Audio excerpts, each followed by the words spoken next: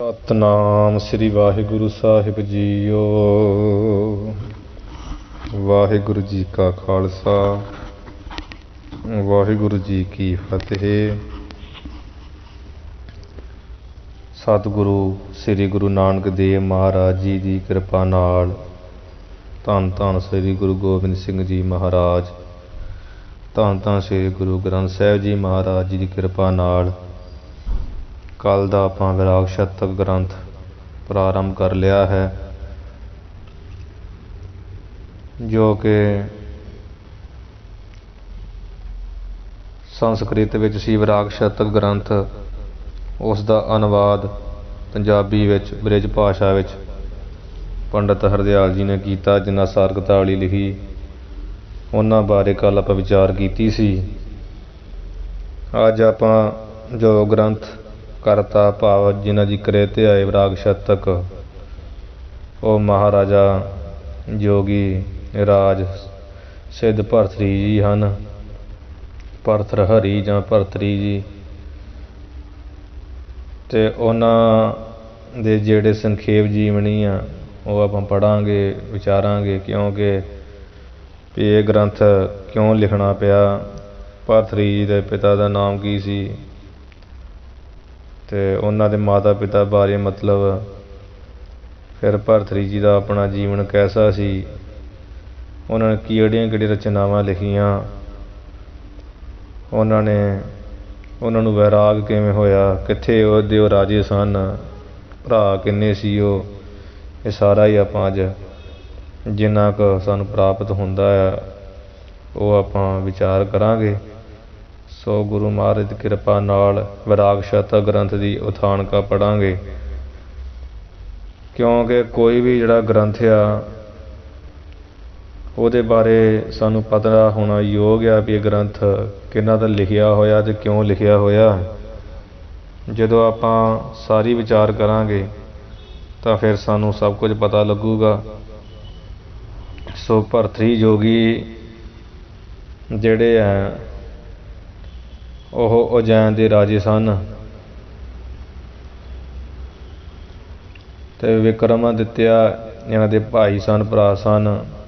ਇਹ ਆ ਬਹੁਤ ਸੰਸਕ੍ਰਿਤ ਦੇ ਮਹਾਨ ਵਿਦਵਾਨ ਹੋਏ ਭਰਤਰੀ ਜੋਗੀ ਜੀ, ਤੇ ਇਹਨਾਂ ਨੂੰ ਵੈਰਾਗ ਜਿਹੜਾ ਸੀ ਆਪਣੇ ਘਰ ਵਾਲੀ ਦਾ ਵਿਭਚਾਰ ਦੇ ਕੇ ਹੋਇਆ ਤੇ ਰਾਜ ਭਾਗ ਤੇ ਆ ਕੇ ਜੋਗੀ ਬਣ ਗਏ ਸਨ। इन्हों ने कुछ रचनावां भी लिखियां, ते इन्हां दी ही भेट जिहड़ी आ विद्वान संप्रदाय कहते आ भी सतगुरु महाराज नाल होई है। वो गल बनदी भी योग आ, क्योंकि गोरखनाथ दे चेले सन भरतरी जी, ते गोरखनाथ होनी ते फिर सतगुरु जी नाल चर्चा करते ही रहे, ते उही भरतरी सन। सो इन्हां बारे जिहड़ी विचार आउंदी थानका विच आ, आपां पढ़ीए, विचारीए कि इन्हां ने क्यों ग्रंथ लिखिया, की कारण सी। सो इस तरह है भी महाराजा जिहड़े भरतरी जी सन, ये इत्थों दे एक राजे होए आ उजैन दे। राजपूतां दा मालवा देश सी उजैन नगरी विच, ते उहनूं अज कल उजैन आखदे, मध्य प्रदेश MP जी पैंदा आ। इत्थे इस उजैन नगरी विच एक बड़ी उच्ची कुल वाला विद्वान पंडित, नीति निपुण, न्यायशील, न्याय करन वाला, प्रजा दा प्यारा, सारे गुणां च संपन्न, भाव समझ लो भी धर्मी राजा राज करदा सी, जिहदा नाम सी भरतरी हरी जी। ते जिहड़ी राजावली है ना, भाव जिथे राजां दे बारे लिखिया होया, उस विच इन्हां दे पिता का नाम जिहड़ा राजा गंधर्व सैन लिखिया मिलदा, ते माता का नाम नहीं दस्सिया, सगों लिखिया ये मिलदा कि एक दासी के पेटों ही भरतरी जिहड़े जोगी जी होए आ, एक दासी के पेट तो इन्हां जन्म लिया वा।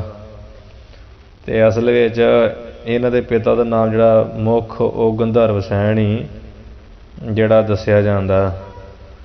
होर भी जिहड़े सनातन मतीए आ ਉਹ ਹੋਰ ਵੀ ਕਈ ਨਾਂ ਲੈਂਦੇ ਆ, ਕਹਿੰਦੇ ਵੀ ਨਹੀਂ ਉਹਨਾਂ ਦੇ ਨਾਂ ਦਾ ਪਿਤਾ ਦਾ ਨਾਮ ਜਿਹੜਾ ਉਹ ਹੋਰ ਹੈ, ਚੰਦਰ ਸੈਨ ਕਹਿੰਦੇ ਕਈ।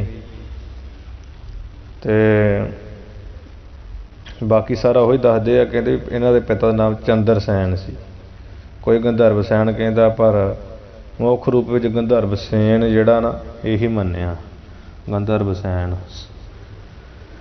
ਸੋ ਰੋਹ ਵਿਚਾਰ ਵੀ ਇਹਨਾਂ ਦੇ ਮਾਤਾ ਜਿਹੜੇ ਦਾਸੀ ਦੇ ਪੇਟੋਂ ਜਨਮੇ ਦੱਸੇ ਜਾਂਦੇ ਆ, ਅਤੇ ਮਾਤਾ ਦਾ ਨਾਮ ਨਹੀਂ ਦੱਸਿਆ ਗਿਆ। ਕਈਆਂ ਲਿਖਿਆ ਵੀ ਹੈ, ਪਰ ਉਹ ਸੰਪਰਦਾ ਦੇ ਵਿੱਚ ਕੋਈ ਉਹਨੂੰ ਅਹਿਮੀਅਤ ਨਹੀਂ ਦਿੱਤੀ ਗਈ।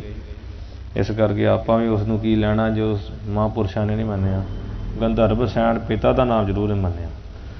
ਇਸ ਰਾਜੇ ਦੇ 3-4 ਜਿਹੜੇ ਵਿਆਹ ਹੋ ਚੁੱਕੇ ਸੀ। ਰਾਜ ਭਾਗ ਇਹਦਾ ਕੋਲ ਹੀ ਸੀ, ਪਰ ਇੱਕ ਹੋਰ ਰਾਜਕੁਮਾਰੀ ਜੋ ਮਹਾਨ ਸੁੰਦਰੀ ਸੀ, ਉਸ ਦੀ ਕੀਰਤੀ, ਉਸ ਦੀ ਸੁੰਦਰਤਾ ਦੀ ਕੀਰਤੀ ਵਡਿਆਈ ਇਸਨੇ ਸੁਣੀ, ਤਾਂ ਇਸਨੇ ਉਸ ਨੂੰ ਵੀ ਵਿਆਹ ਲਿਆ। ਕਿਉਂਕਿ ਇਹਦੀ ਚੱਲਦੀ ਸੀ ਰਾਜਾ ਹੁਣ ਸਾਰੇ ਕੰਮ ਕਰ ਸਕਦਾ। ਉਹ ਸਭ ਤੋਂ ਪਿੱਛੋਂ ਵਿਆਹੀ ਹੋਈ ਜਿਹੜੀ ਰਾਜਕੁਮਾਰੀ ਸੀ, ਉਹਦਾ ਨਾਮ ਸੀ ਪਿੰਗਲਾ। ਉਸ ਦੇ ਰੂਪ ਗੁਣ ਜਿਹੜੇ ਹੈ ਇਹੋ ਜਿਹੇ ਸਨ ਵੀ ਰਾਜੇ ਭਰਥਰੀ 'ਤੇ ਇਹੋ ਜਿਹਾ ਜਾਦੂ ਚੱਲਿਆ, ਜੋ ਰਾਜਾ ਭਰਥਰੀ ਮਨ ਉਹਦੇ 'ਤੇ ਮੁੱਲ ਖਰੀਦਿਆ ਗੋਲਾ ਹੋ ਗਿਆ, ਗੁਲਾਮ ਹੋ ਗਿਆ। ਜਿਵੇਂ ਨੂਰ ਜਹਾਂ ਬੇਗਮ ਦਾ ਬਾਦਸ਼ਾਹ ਸ਼ਾਹਜਹਾਂ ਗੁਲਾਮ ਸੀ ਨਾ, ਅਤੇ ਉਹਦੇ 'ਤੇ ਹੁਕਮ ਚੱਲਦਾ ਸੀ ਸ਼ਾਹਜਹਾਂ ਦੇ ਉੱਪਰ।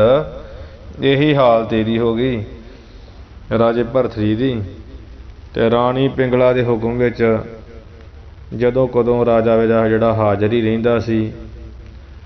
ਜਦੋਂ ਹੁਣ ਰਾਜਾ ਹੀ ਰਾਣੀ ਦੇ ਕਬਜ਼ੇ ਵਿੱਚ ਹਾਜ਼ਰ ਆ, ਅਤੇ ਫਿਰ ਉਹਨੂੰ ਕਾਹਦਾ ਡਰ, ਜਿਸ ਕਰਕੇ ਉਹ ਨਿਡਰ ਹੋ ਕੇ ਸੁਤੰਤਰ ਮਹਿਲਾਂ ਵਿੱਚ ਟਹਿਲਣ ਲੱਗੀ, ਵਿਚਰਨ ਲੱਗੀ। ਇੱਕ ਦਿਨ ਉਸਨੇ ਜਿਹੜਾ ਨਾ ਅਸਤਬਲ, ਘੋੜਿਆਂ ਦਾ ਅਸਤਬਲ ਸੀ, ਕਈ ਕਹਿੰਦੇ ਹਾਥੀਵਾਨ ਹੈ, ਹਾਥੀ ਤਾਂ ਉਹ ਦਰੋਗਾ ਸੀ, ਮੁਹਾਵਤ ਸੀ। ਅਸਲ ਰੂਪ ਵਿੱਚ ਜਿਹੜਾ ਉਹ ਘੋੜਿਆਂ ਦਾ ਜਿਹੜਾ ਦਰੋਗਾ ਸੀ, ਘੋੜਿਆਂ ਦੇ ਅਸਤਬਲ ਵਿੱਚ। ਭਾਵ ਹੋਰ ਵੀ ਬੜੇ ਅਸਤਬਲ ਵਿੱਚ ਨੌਕਰੀ ਕਰਨ ਵਾਲੇ ਨੌਕਰ ਸਨ, ਇਹ ਸਾਰਿਆਂ ਦਾ ਮੁਖੀ ਸੀ। ਜਿਹੜਾ ਮੁਖੀ ਉਹਨੂੰ ਦਰੋਗੀ ਦੀ ਪਦਵੀ ਮਿਲੀ ਹੋਈ ਸੀ। ਜਾਂ ਐਵੇਂ ਸਮਝ ਲਓ ਵੀ ਅਸਤਬਲ ਵਿੱਚ ਇੱਕ ਦਰੋਗਾ ਨਾਮ ਦਾ ਹੀ ਨੌਕਰ ਸੀ, ਜਿਹੜਾ ਮੁਖੀਆ ਸੀ ਮੁੱਖ। ਉਹਦੇ ਵਾਲੇ ਨੇ ਵੇਖਿਆ ਉਹ ਕਿਤੇ ਰੂਪਵਾਨ, ਜਿਸ ਕਰਕੇ ਇਹਨੂੰ ਉਹਦੇ ਨਾਲ ਹੋਛਾ ਜਿਹਾ ਜਿਹੜਾ ਪਿਆਰ ਹੋ ਗਿਆ, ਭਾਵ ਪ੍ਰੇਮ ਪੈ ਗਿਆ ਇਹਦਾ। ਫਿਰ ਤੇ ਉਹਦੇ ਨਾਲ ਇਹ ਬਹੁਤ ਇਹਦਾ ਗੂੜ ਪ੍ਰੇਮ ਰਹੱਸ ਵੱਧਦਾ ਗਿਆ।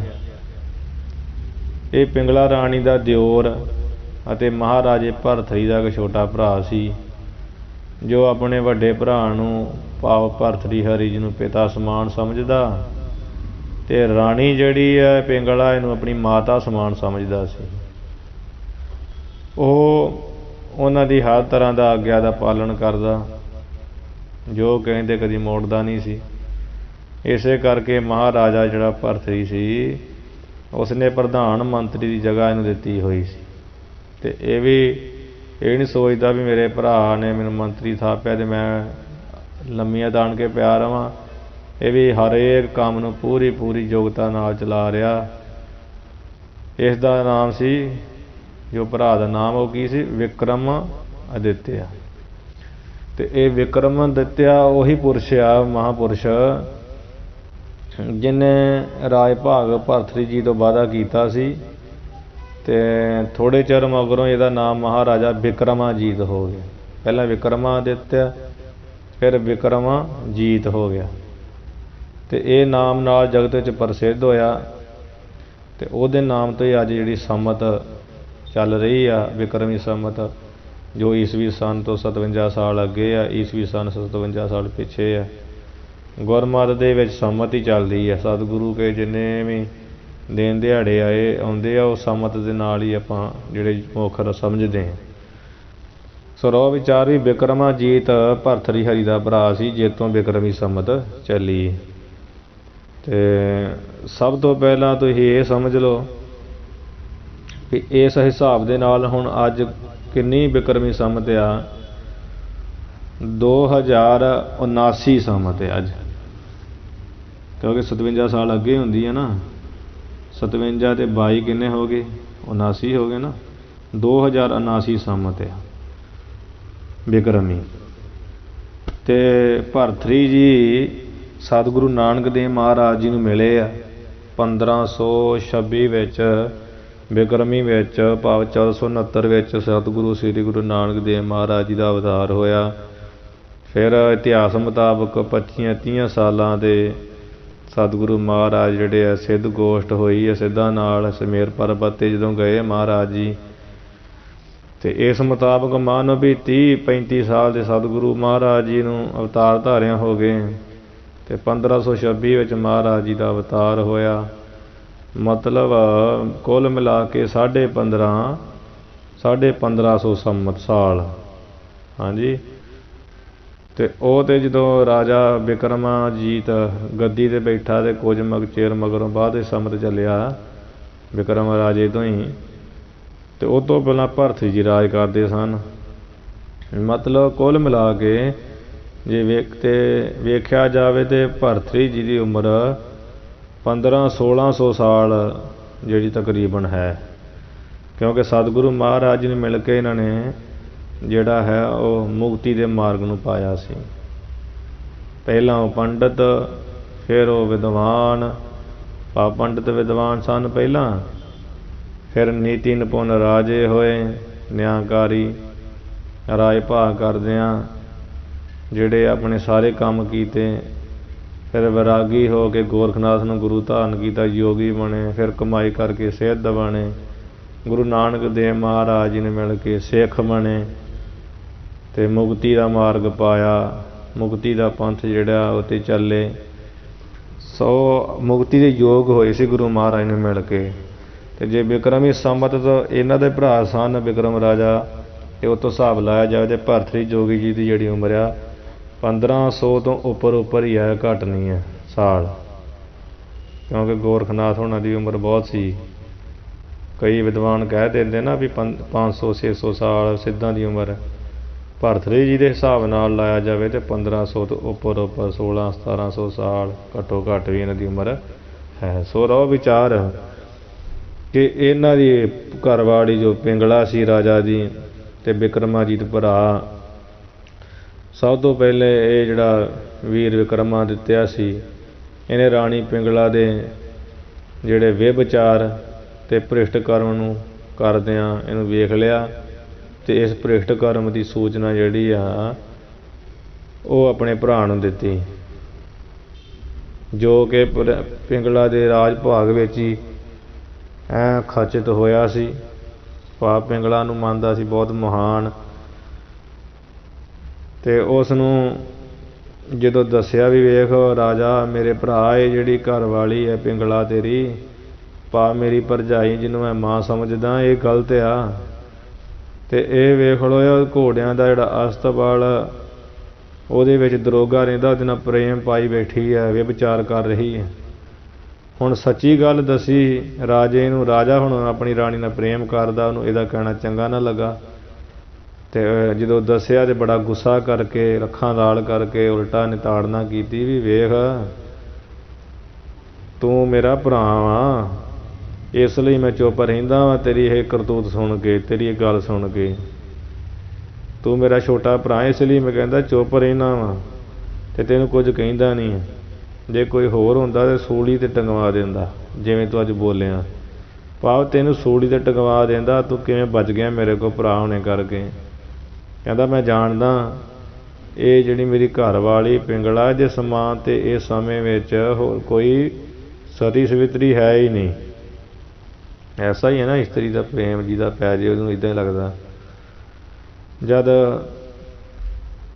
ਇਹ ਰਾਜੇ ਨੇ ਤਾੜਨਾ ਕਰਕੇ ਵਿਕਰਮ ਦਿੱਤਿਆਂ ਨੂੰ ਇੱਦਾਂ ਕਿਹਾ, ਉੱਧਰੋਂ ਪਿੰਗਲਾ ਨੂੰ ਪਤਾ ਲੱਗ ਗਿਆ ਕਿ ਦੇਵਰ ਨੇ ਜਿਹੜੀ ਮੇਰੀ ਸ਼ਿਕਾਇਤ ਕੀਤੀ ਹੈ, ਅਤੇ ਉਹ ਚਲਾਕੀ ਨਾਲ ਕੀ ਕਰਨ ਲੱਗੀ ਵੀ ਜਿਹੜਾ ਰਾਜੇ ਨਾਲ ਬਹੁਤ ਪਿਆਰ ਕਰਨ ਲੱਗ ਪਈ, ਕਿਉਂਕਿ ਪਿਆਰ ਕਿਹੜਾ ਕਿਤੋਂ ਮੁੱਲ ਲਿਆਉਣਾ, ਇਹਦੇ ਨਾਲ ਵੀ ਉਹੋ ਜਿਹਾ ਹੀ ਕਰਨ ਲੱਗ ਗਈ ਵਿਵਹਾਰ ਵੀ ਮੈਂ ਬਹੁਤ ਤੈਨੂੰ ਪ੍ਰੇਮ ਕਰਦੀ। ਕੁਝ ਦਿਨਾਂ ਮਗਰੋਂ ਮਹਾਰਾਜੇ ਕੋਲ ਇਹਨੇ ਆਪਣੇ ਵੱਲੋਂ ਬੇਨਤੀ ਜੀ ਕੀਤੀ ਕਿ ਵੇਖੋ ਛੜਯੰਤਰ ਰਚਿਆ ਵੀ ਆਪ ਜੀ ਦਾ ਜਿਹੜਾ ਛੋਟਾ ਭਰਾ ਆ ਬਿਕਰਮਾਜੀਤ, ਉਹ ਮੇਰੇ ਪੁੱਤਰ ਦੇ ਸਥਾਨ 'ਤੇ ਆਪਾਂ ਉਹਨੂੰ ਪੁੱਤਰ ਸਮਝਦੇ ਹਾਂ, ਤੇ मैं ਉਹਦੀ माता समान हाँ। पर वो वेख लो मेरे वाल बड़ी बुरी नीयत नाल वेखदा ते जे कोई होर इस्तरी हुंदी तां अज तक ਉਹਦੇ जाल च फस गई हुंदी, क्योंकि भी राजकुमार आ, एक मैं ही हाँ जिहड़ी उस तों बच रही। उसने तो पूरी पूरी वाह ला ली है मेरा धर्म नाश करन वालों, कोई कसर नहीं छड्डी। वो तो पूरा पूरा ही मेरे ते प्रभावी हो रहा। कहती है फिर होर गल ला, कहती मेरे उत्ते नहीं कला, सगों शहर भर दियां कई जिहड़े सतवंती ने मेरे वर्गियां, उन्हां दे 7 धर्म इहने नाश कर दिते। अज थोड़े दिनों की गल है, जो ब्राह्मणा की नूंह ਉਹਨੂੰ भी भरमाउण लई ने कई दूतियां दासियां ਉਹਦੇ मगर लाइयां। पर वो राजा जी की दसां कि मेरे समान ही बड़ी पतिव्रता धर्म वाली है, इसलिए उत्थे भी इसकी दाल नहीं गली। तो मैं तो आप जी की सेवा में यही बेनती करदी हाँ कि आप जी जिवें किवें भी करके अपने भरा जिहड़ा अधर्मी आ इहदे पासों सावधान ही रहण, किते इह जिहा ना होवे कि जो आप जी दे दुश्मन आ, हाँ जी, उन्होंने किसी तरह का खतरा पै जाए। भाव भी सावधान रहना भी किते मेरे ते ना प्रभावी पै जाए, तुसीं किसी तरह करके उहदा कुछ करो। सुन के महाराजे ने पिंगला दे कई अखर अखर नूं सच ही मान लिया। भरा नूं ते वेख्या ना, हुण रूपे काम है दोस्ती, ਉਹਦੀ ते रूप ते काम नाल दोस्ती होई पई, काम दी रूप नाल ही दोस्ती। राजा हुण राणी नूं मनदा, भरा नूं की जाने।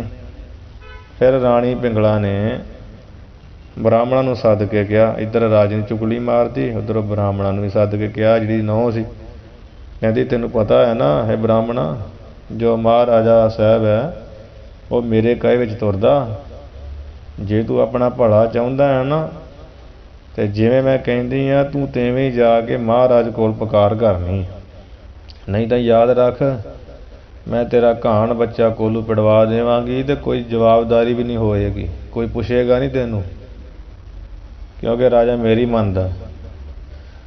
ये ब्राह्मण नूं जदों ये गल कही, हुण ब्राह्मण जानदा सी सारी गल, ये महाराजा भरथरी सचमुच ही पिंगला दे अधीन आ, ये जो कुछ भी राजे नूं आखेगी महाराजा वही कुछ करेगा।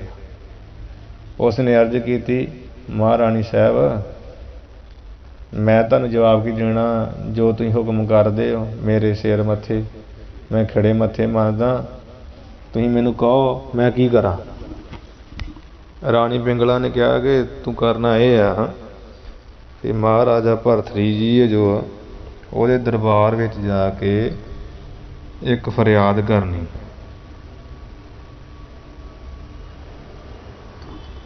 ਉਹਦੇ दरबार विच जाके एक गल कहनी आ। वो की गल कहनी आ कि तू राजे नूं कह भी राजा मेरी बेनती आ, ते राजे को भी की आ, जो तेनूं पुछणगे ते तू कहीं आखी कि वेखो राजा जी जिहड़ा तुहाडा भरा ना विक्रमाजीत वो मेरी नूंह दे धर्म नूं भ्रिष्ट करना चाहुंदा, जेकर आपने उसनूं इसे तरह रखना खुल दिली दे के कि जो मर्जी वो करे कराए तेनूं कोई पुछे ना, तो कहंदे मैं आप जी का नगर छड्ड के किते होर थां चले जाना, ते इत्थे ते मैं रहना नहीं रहा, मैं होर किते चला जावांगा ते अपनी इज्जत तूं जिहड़ी आ अपनी इज्जत तूं इस्तरी दे धर्म नूं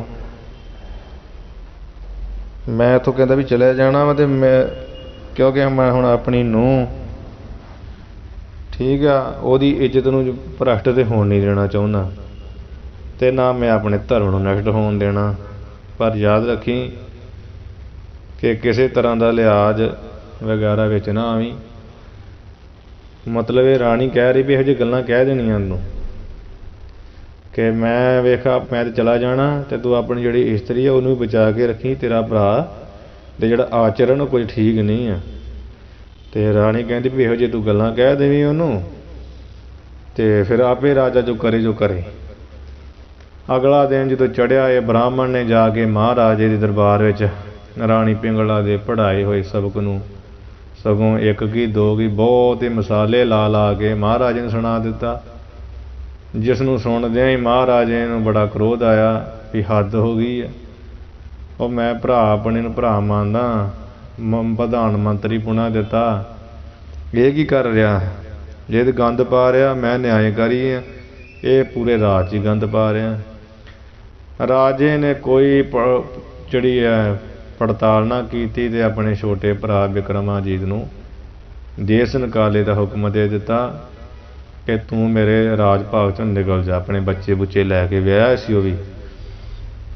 ਵੀਰ ਬਿਕਰਮਾਜੀਤ ਜੀ ਨੇ ਬੜੇ ਪਿਆਰ ਅਤੇ ਹੌਸਲੇ ਨਾਲ ਆਪਣੇ ਭਰਾ ਦਾ ਇਹ ਸੱਦਾ ਪ੍ਰਵਾਨ ਕੀਤਾ, ਇਹ ਹੁਕਮ ਪ੍ਰਵਾਨ ਕੀਤਾ। ਕੋਈ ਵੀ ਜਵਾਬ ਨਹੀਂ ਦਿੱਤਾ ਵੀ ਰਾਜਾ ਮੈਂ ਸਹੀ ਹਾਂ, ਜਾਂ ਉਹਨੇ ਇਸ ਤਰ੍ਹਾਂ ਕਿਹਾ ਵੀ ਵੇਖ ਮੈਂ ਤਾਂ ਸਹੀ ਹਾਂ, ਤੂੰ ਗਲਤ ਕਰ ਰਿਹਾ। ਪਰ ਰਾਜਾ ਕਿਸੇ ਸੁਣੇ ਨਾ। ਰਾਜੇ ਨੂੰ ਕੌਣ ਸਮਝਾਵੇ, ਜਿਸ ਕਰਕੇ ਉਹਨੇ ਆਪਣੇ ਭਰਾ ਦਾ ਬਚਨ ਪ੍ਰਵਾਨ ਕੀਤਾ। ਉਸੇ ਵੇਲੇ ਉੱਠ ਕੇ ਆਪਣੇ ਘਰ ਨੂੰ ਚਲੇ ਆਏ, ਆਪਣੇ ਬਾਲ ਬੱਚੇ ਇਸਤਰੀ ਨੂੰ ਲੈ ਕੇ ਦੇਸ਼ ਤੋਂ ਨਿਕਲ ਕੇ ਕਿਤੇ ਦੂਰ ਚਲੇ ਗਏ। ਇੱਥੇ ਇੱਦਾਂ ਅੱਗੇ ਹੋਰ ਆਏਗਾ ਜਦੋਂ ਜੀਓ ਥਾਨਕਾ ਪੜ੍ਹੇਗਾ। ਅਤੇ ਇਸ ਸਮੇਂ ਦੌਰਾਨ ਇੱਕ ਹੋਰ ਘਟਨਾ ਵਾਪਰ ਗਈ। ਜਦੋਂ ਬਿਕਰਮਾਜੀਤ ਚਲਾ ਗਿਆ, ਇੱਕ ਦਿਨ ਇੱਕ ਬ੍ਰਾਹਮਣ ਰਾਜ ਦਰਬਾਰ ਵਿੱਚ ਆਣ ਹਾਜ਼ਰ ਹੋਇਆ।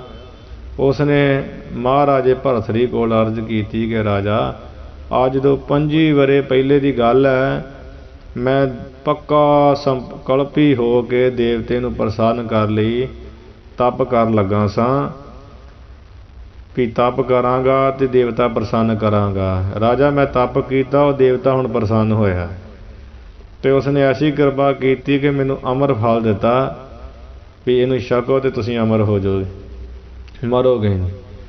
ਕਹਿੰਦੇ ਮੈਂ ਉਹ ਫਲ ਲੈ ਕੇ ਆ ਗਿਆ ਸਾਂ ਘਰ, ਮੇਰੀ ਇਸਤਰੀ ਨਾ ਤਾਂ ਉਹ ਫਲ ਮੈਨੂੰ ਖਾਣ ਦਿੱਤਾ, ਨਾ ਵੀ ਖਾਂਦੀ ਹੈ।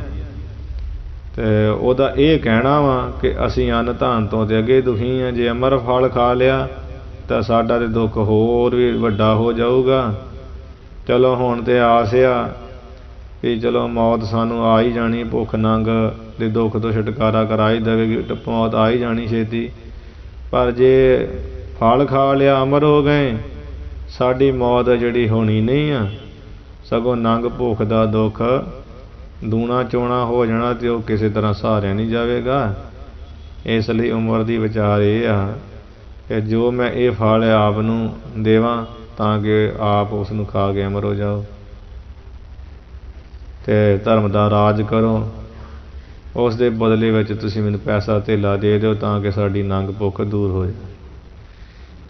ਮਤਲਬ ਮੇਰੀ ਘਰ ਵਾਲੀ ਖਾਣ ਨਹੀਂ ਦਿੰਦੀ, ਉਹ ਕਹਿੰਦੇ ਵੀ ਆਪਾਂ ਭੁੱਖੇ ਨੰਗੇ ਰਵਾਂਗੇ।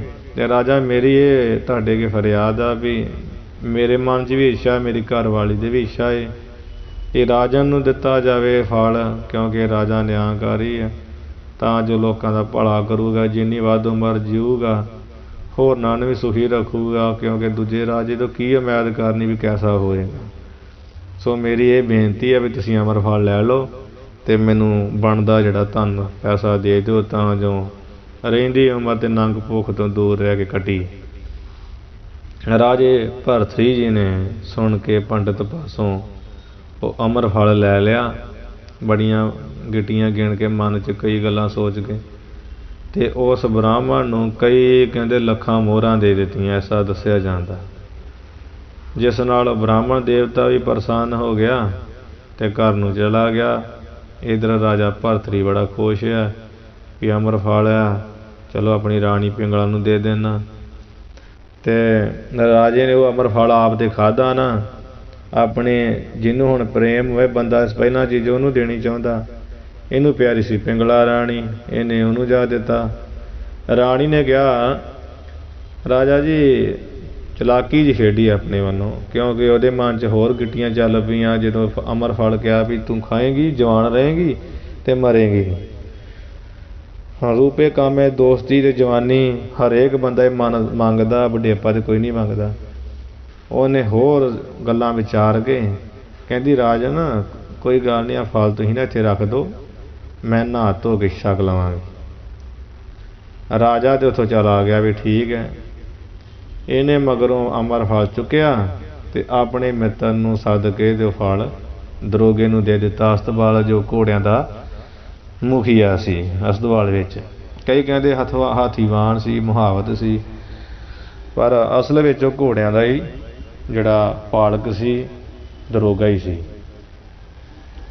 ਉਹਨੂੰ ਫਲ ਦੇ ਦਿੱਤਾ ਵੀ ਲੈ ਖਾ ਲਈ ਤੇ ਤੂੰ ਅਮਰ ਹੋ ਜਾਏਗਾ, ਜਵਾਨ ਹੋ ਜਾਏਗਾ, ਤੇਰੀ ਜਵਾਨੀ ਹੈ, ਤੇਰਾ ਅਮਰ ਪੂਣਾ, ਮੇਰਾ ਅਮਰ ਪੂਣਾ, ਮੇਰੀ ਜਵਾਨੀ। ਇਹੋ ਜਿਹੀਆਂ ਕਈ ਗੱਲਾਂ ਕੀਤੀਆਂ। ਉਹ ਫਲ ਲੈ ਕੇ ਜਿਹੜਾ ਘਰ ਨੂੰ ਚਲਾ ਗਿਆ ਤੇ ਉਹਨੇ ਵੀ ਨਾ ਖਾਧਾ, ਕਿਉਂਕਿ ਉਹ ਅਗਲੇ ਪਾਸੇ ਜਿਹੜਾ ਫਸਿਆ ਹੋਇਆ ਸੀ, ਕੰਜਰੀ ਵੇਸਵਾ ਇੱਕ ਸੀ ਇੱਕ ਨੇੜੇ ਹੀ, ਉਹ ਉੱਥੇ ਜਾਇਆ ਕਰਦਾ, ਕਿਉਂਕਿ ਮਨੁੱਖ ਨੂੰ ਕਦੀ ਤ੍ਰਿਪਤੀ ਹੁੰਦੀ ਨਹੀਂ ਨਾ।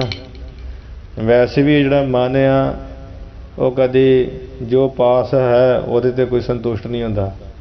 ਇਹ ਮਨ ਨੂੰ ਨਵੇਂ ਤੋਂ ਨਵਾਂ ਅਤੇ ਅੱਗੇ ਤੋਂ ਅੱਗਾ ਚਾਹੀਦਾ। ਮਨ ਦੀ ਹਮੇਸ਼ਾ ਦੌੜ ਅੱਗੇ ਹੁੰਦੀ, ਮਨ ਕਦੀ ਟਿਕਦਾ ਨਹੀਂ, ਮਨ ਦੀ ਦੌੜ ਅੱਗੇ ਹੀ। ਜਿਨ੍ਹਾਂ ਦਾ ਮਨ ਟਿਕ ਗਿਆ ਉਹ ਬਸ ਸੰਤੁਸ਼ਟੀ ਆ, ਕੁਝ ਮਿਲੇ ਨਾ ਮਿਲੇ ਉਹ ਸੰਤੋਖੀ ਹੋ ਜਾਂਦੇ। ਇਸ ਕਰਕੇ ਇਹਦੇ ਮਨ ਦੀ ਦੌੜ ਅੱਗੇ ਸੀ। ਸਾਰਿਆਂ ਦੀ ਵੇਖ ਲਓ ਮਨ ਦੀ ਦੌੜ ਅੱਗੇ ਹੀ ਹੈ ਨਾ। ਬ੍ਰਾਹਮਣ ਦੀ ਦੌੜ ਇਹ ਸੀ ਵੀ ਮੈਂ ਭੁੱਖ ਪਿਆਸ ਮੇਰੀ ਦੂਰ ਹੋ ਜੇ ਤੇ ਪੈਸਾ ਲੈ ਲਾਂ। ਉਹ ਅੱਗੇ ਦੌੜਿਆ ਰਾਜੇ ਵੱਲ, ਰਾਜਾ ਦੌੜਿਆ ਕਿੱਧਰ, ਰਾਣੀ ਵੱਲ, ਰਾਣੀ ਦਾ ਮਨ ਕਿੱਧਰ ਦੌੜਿਆ, ਦਰੋਗੇ ਵੱਲ, ਦਰੋਗੇ ਦਾ ਮਨ ਕਿੱਧਰ ਦੌੜਿਆ, ਕੰਜਰੀ ਵੱਲ। ਕੰਜਰੀ ਦਾ ਮਨ ਵੀ ਵੇਸਵਾ ਦਾ ਵੀ ਦੌੜਿਆ, ਪਰ ਉਹਦਾ ਜਿਹਨੂੰ ਜਿਹੜੀ ਸਭ ਤੋਂ ਮਾੜੀ ਉਹ ਸਭ ਤੋਂ ਜ਼ਿਆਦਾ ਨੇਕ ਨਿਕਲ ਆਈ। ਉਹਨੇ ਫਲ ਜਦੋਂ ਵੇਸਵਾ ਨੂੰ ਦਿੱਤਾ ਤੇ ਉਹ ਵੇਸਵਾ ਨੇ ਲੈ ਤੇ ਲਿਆ, ਉਦੋਂ ਛਕਿਆ ਨਾ। ਉਹਨੇ ਬੜੀ ਡੂੰਘੀ ਵਿਚਾਰ ਕੀਤੀ ਕਿ ਮੈਂ ਸਾਰੀ ਉਮਰ ਹੀ ਪਾਪ ਕਰਮ ਕਰਦੀ ਰਹੀ ਹਾਂ, ਕਈਆਂ ਦੇ ਸੁਹਾਗ ਮੈਂ ਖੋਏ ਆ, ਕਈਆਂ ਸੱਤ ਵਾਲੀਆਂ ਦੇ ਜਿਹੜੇ ਆ ਉਹਨਾਂ ਦੇ ਸੱਤ ਖੋਏ, ਇੱਕ ਭਾਗ ਆ ਮੈਂ ਉਹਨਾਂ ਨੂੰ ਕੀਤਾ, ਖੋਟੇ ਭਾਗਾਂ ਵਾਲੀਆਂ ਮੈਂ ਕਰ ਦਿੱਤੀਆਂ ਅਤੇ ਖੋਟੇ ਕੰਮ ਹੀ ਮੈਂ ਕੀਤੇ ਆ। ਅਤੇ ਜੇ ਮੈਂ ਅਮਰ ਫਲ ਖਾ ਗਿਆ, ਅਮਰ ਹੋ ਗਈ, ਸਾਰੀ ਉਮਰ ਆ ਇਹ ਕੁਝ ਕਰਦੀ ਰਹਾਂਗੀ, ਲੋਕਾਂ ਦੇ ਸੁਹਾਗ ਖੋਵਾਂਗੀ, ਸੱਤ ਵਾਲੀਆਂ ਦੇ ਸੱਤ ਖੋਵਾਂਗੀ, ਮੈਂ ਤਾਂ ਸੱਤਿਆਨਾਸ਼ ਹੀ ਕਰਾਂਗੀ। ਚੰਗਾ ਤਾਂ ਇਹ ਹੈ ਕਿ ਜੋ ਮੈਂ ਇਹ ਫਲ ਆ ਆਪ ਨਾ ਖਾਵਾਂ ਅਤੇ ਆਪਣੇ ਮਹਾਰਾਜਾ ਭਰਤਰੀ ਹਰੀ ਨੂੰ ਦੇ ਦੇਵਾਂ, ਆਪਣੇ ਇਲਾਕੇ ਦੇ ਰਾਜੇ ਨੂੰ, ਕਿਉਂਕਿ ਜਿਸ ਦੇ ਰਾਜ ਵਿੱਚ ਮੈਂ ਹਰ ਤਰ੍ਹਾਂ ਨਾਲ ਸੁਖੀ ਵਸ ਰਹੀ ਹਾਂ, ਮੈਨੂੰ ਕਦੀ ਉਹਨਾਂ ਤੰਗ ਪਰੇਸ਼ਾਨ ਨਹੀਂ ਕੀਤਾ ਕਿ ਤੂੰ ਆਪਣਾ ਡਾਂਗ ਡੇਰਾ ਚੁੱਕ ਅਤੇ ਇੱਥੋਂ ਜਾ। ਮੈਂ ਸੁਖੀ ਰਹੀ ਹਾਂ, ਨਿਆਂਕਾਰੀ ਰਾਜਾ। ਅਤੇ ਵੇਖੋ ਵੀ ਕਿੰਨਾ ਮਹਾਨ ਹੈ ਜਿਹਨੇ ਆਪਣੇ ਭਰਾ ਦੀ ਗਲਤੀ ਵੇਖ ਕੇ ਉਹਨੂੰ ਵੀ ਨਹੀਂ ਬਖਸ਼ਿਆ, ਤੈਨੂੰ ਉਹਨੇ ਦੇਸ਼ ਨਿਕਾਲਾ ਦੇ ਦਿੱਤਾ ਵਿਕਰਮਾਜੀਤ ਨੂੰ। ਇਹੋ ਜਿਹੀਆਂ ਕਈ ਵਿਚਾਰਾਂ ਕਰਕੇ ਉਹਨੇ ਫਲ ਲਿਆ ਕੇ ਮਹਾਰਾਜੇ ਭਰਤਰੀ ਨੂੰ ਦੇ ਦਿੱਤਾ। ਮਹਾਰਾਜ ਤੁਸੀਂ ਛਕੋ ਅਤੇ ਤੁਸੀਂ ਅਮਰ ਹੋ ਜਾਓ, ਜਵਾਨ ਹੋ ਕੇ ਮੈਨੂੰ ਫਲ ਮਿਲਿਆ, ਮੈਂ ਤੁਹਾਡੀ ਉਮਰ ਦੀ ਸੁੱਖ ਮੰਗਦੀ। ਕਈਆਂ ਦਾ ਕਹਿਣਾ ਵੀ ਉਹਦਾ ਪ੍ਰੇਮ ਰਾਜੇ ਨਾਲ ਸੀ, ਉਹ ਦੂਜਾ ਪ੍ਰੇਮ ਨਹੀਂ ਸੀ, ਉਹਦਾ ਸੱਚਾ ਸੁੱਚਾ ਪ੍ਰੇਮ ਸੀ, ਇੱਕ ਸ਼ੁੱਧ ਪ੍ਰੇਮ ਸੀ ਵੀ ਰਾਜੇ ਦੇ ਨਿਆਂਕਾਰੀ ਕਰਕੇ, ਰਾਜੇ ਦੇ ਸ਼ੁਭ ਗੁਣਾਂ ਦੇ ਪ੍ਰਭਾਵਿਤ ਸੀ ਵੀ ਰਾਜਾ ਬਹੁਤ ਚੰਗਾ ਆ, ਪ੍ਰਜਾ ਵਾਸਤੇ ਬਹੁਤ ਲਾਭਕਾਰੀ। ਇਹ ਪ੍ਰੇਮ ਸੀ ਉਹਦਾ ਸੱਚਾ ਸੁੱਚਾ ਪ੍ਰੇਮ, ਮੋਹ ਵਾਲਾ ਉਹ ਪ੍ਰੇਮ ਨਹੀਂ ਸੀ। ਜਦੋਂ ਭਰਤਰੀ ਨੇ ਉਹ ਫਲ ਨੂੰ ਵੇਖਿਆ, ਭਰਤਰੀ ਹਰੀ ਉਹ ਫਲ ਪਹਿਲਾਂ ਵੇਖ ਕੇ ਤਾਂ ਹੈਰਾਨ ਹੀ ਹੋ ਗਿਆ ਵੀ ਇਹ ਕਿੱਥੋਂ ਆ ਫਲ, ਕਿਸੇ ਦਾ ਕਿੱਥੇ ਭਾਵੇਂ ਇਹ ਫਲ ਇਹਦੇ ਕੋਲ ਕਿਵੇਂ ਆ ਗਿਆ। ਉਸ ਨੇ ਵੇਸਵਾ ਤੋਂ ਪੁੱਛਿਆ ਤੂੰ ਇਹ ਫਲ ਕਿੱਥੋਂ ਲਿਆ। ਉਹਨੇ ਸੱਚ ਸੱਚ ਕਹਿ ਦਿੱਤਾ ਕਿ ਰਾਜਾ ਜੀ ਆਪ ਜੀ ਦੇ ਅਸਤਪਾਲ ਦਾ ਜਿਹੜਾ ਦਰੋਗਾ ਉਹ ਮੇਰਾ ਯਾਰ ਆ, ਮਿੱਤਰ ਆ, ਭਾਵ ਮੇਰੇ ਕੋਲ ਆਉਂਦਾ, ਮੈਨੂੰ ਮਿਲਦਾ ਗਿਲਦਾ, ਅਤੇ ਉਸ ਨੇ ਮੈਨੂੰ ਫਲ ਦਿੱਤਾ ਅਤੇ ਮੈਂ ਆਪ ਜੀ ਨੂੰ ਦੇ ਦਿੱਤਾ। ਰਾਜਾ ਡੂੰਘਿਆਈ 'ਚ ਜਾਣ ਲਈ ਉਹਨੇ ਦਰੋਗੇ ਨੂੰ ਸੱਦ ਲਿਆ, ਪੁੱਛਿਆ ਵੀ ਅਰੇ ਦਰੋਗੇ ਆਹ ਦੱਸ ਫਲ ਤੈਨੂੰ ਕਿੱਥੋਂ ਮਿਲਿਆ ਭਲਾ। ਉਹਨੇ ਰਾਜੇ ਭਰਤਰੀ ਜੀ ਦੇ ਚਰਨਾਂ 'ਤੇ ਸਿਰ ਰੱਖ ਦਿੱਤਾ, ਸਾਰੀ ਦੀ ਸਾਰੀ ਗੱਲ ਸੁਣਾ ਦਿੱਤੀ ਕਿ ਮਹਾਰਾਜ ਮੈਂ ਸੱਚੋ ਸੱਚ ਕਹਿੰਦਾ ਵੀ ਜੋ ਆਪ ਜੀ ਦੀ ਰਾਣੀ ਪਿੰਗਲਾ ਉਹਦੇ ਨਾਲ ਮੇਰੇ ਕਈ ਸਮੇਂ ਤੋਂ ਜਿਹੜੇ ਸੰਬੰਧ ਚੱਲਦੇ ਆ ਰਹੇ ਆ, ਮੈਨੂੰ ਉਹਨੇ ਫਲ ਦਿੱਤਾ, ਮੇਰਾ ਪ੍ਰੇਮ ਅੱਗੇ ਇਸ ਵੇਸਵਾ ਨਾਲ ਸੀ, ਮੈਂ ਉੱਧਰ ਫਲ ਦੇ ਦਿੱਤਾ, ਮੇਰੀ ਇਹ ਭੁੱਲ ਦੀ ਜਿਹੜੀ ਖਿਮਾ ਮੈਨੂੰ ਬਖਸ਼ੋ, ਮੈਂ ਤੁਹਾਡਾ ਖਾ ਕੇ ਐਵੇਂ ਨਮਕ ਹਰਾਮ ਕਰਦਾ ਰਿਹਾ। ਜਿਸ ਨੂੰ ਸੁਣਦਿਆਂ ਹੀ ਮਹਾਰਾਜੇ ਨੂੰ ਅਤੇ ਰਾਣੀ ਆਪਣੀ ਪਿੰਗਲਾ ਦੇ ਸਾਰੇ ਰਾਜ ਭਾਗ 'ਤੇ ਹੀ ਭਾਵ ਸੰਸਾਰ ਵੱਲੋਂ ਬੜੀ ਨਫ਼ਰਤ ਹੋ ਗਈ, ਬੜਾ ਗੁੱਸਾ ਆਇਆ ਮਨ 'ਚ ਅਤੇ ਪੂਰਨ ਵੈਰਾਗ ਜਾਗ ਪਿਆ ਉਦੋਂ ਹੀ। ਕਹਿੰਦਾ ਉਹ ਮਨਾ जिस राणी बदले तू अपने भरा नूं ही कढ़ दिता, देस निकाला दे दिता।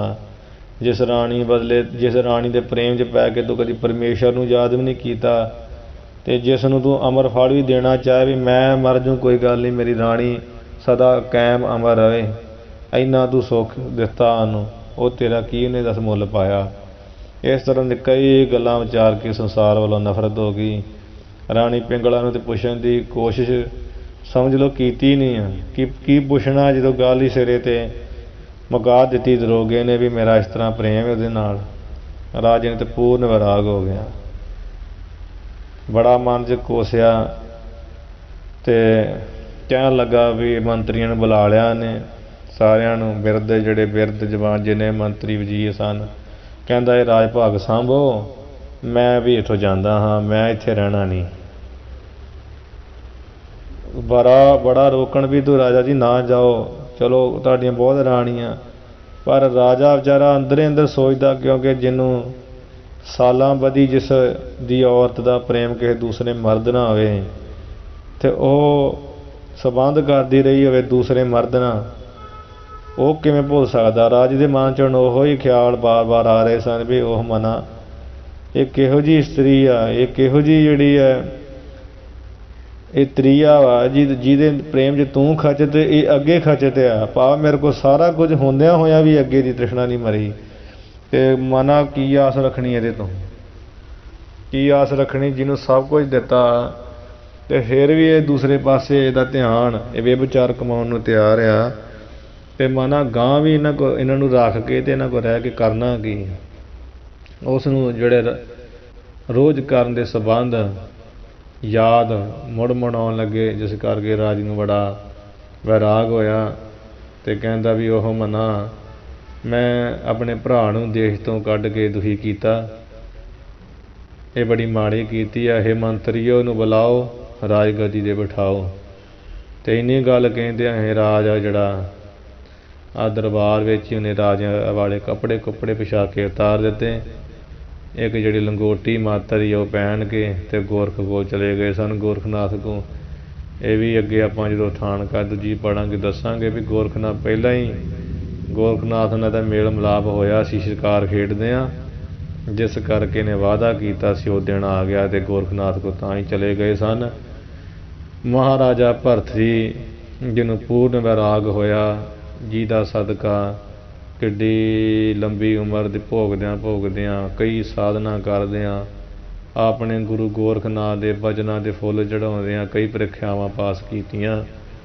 उस तो बाद अखीरी कलयुग विच सतगुरु नानक देव महाराज आदि निरंजन है, गुरु नानक धार के मूरत है जग आयो, आप नारायण कला धर जग मह पर वरियो, गुरु नानक देव गोविंद रूप, सतगुरु नानक देव देव देवी सब ध्याव है, गुरु नानक नानक हर सोए। ऐसे सतगुरु महाराज की शरण विच भरतरी जोगी जी आए। सिद्धां दी चर्चा जदों होई आ, मंगलनाथ, झंगरनाथ, घुग्गूनाथ, गोरखनाथ, मछेंद्रनाथ, पाव 84 सिद्ध, जिन्हां विच मंगलनाथ भरतरी जी होनी बहुत ही नेकी वाले सन, बहुत नेक ही सन, ਜਿਹੜੇ सतगुरु का बड़ा सत्कार करते सी, जिस करके इन्होंने परम पदवी नूं पाया सी ते अमर अटल अजर पदवी नूं पा लिया।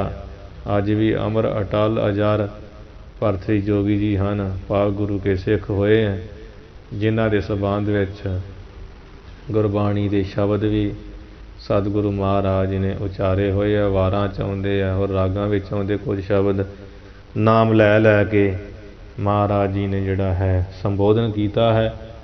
सो महाराजा भरतरी जी नूं इवें अपनी घरवाली दे बेविचार लक्षण दे के उपरामता हुई सी ते पूर्ण वैराग धारण किया, जो वैराग ही परमात्मा के द्वारे तक लैके जा सकदा, बिन वैराग ना छूट समाया। नहीं तो त्रीया भी एक माया है, चेतन माया, पैसा तेला राज भाग जड़ माया, ये छुटते नहीं जिन चर वैराग ना हो। फिर पूर्ण वैरागी हो के किवें बंदगी कीती सी, परम पदवी नूं पाया, ते इस महाराजा भरतरी हरी जी का ये जीवन सानूं मिलदा आ।